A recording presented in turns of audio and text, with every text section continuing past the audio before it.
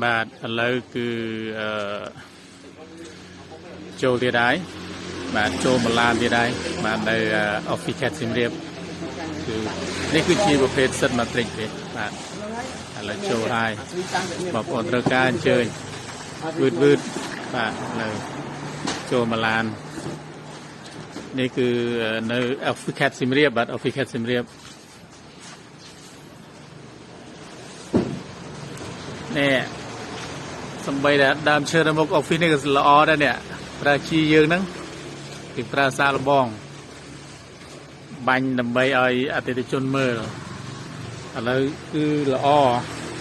ហើយបើខាងនេះវិញផ្លែ2ដងនេះផ្លែម្ដងអស់ហើយផ្លែម្ដងទៀតព្រោះដោយសារសบายចិត្តនឹងជី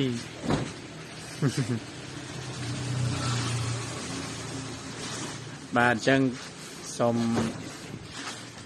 ក្រុមការងារយើងដែលត្រូវការវឺតឥឡូវចូលហើយនៅថ្ងៃទី2 ខែ 10 2025បាទ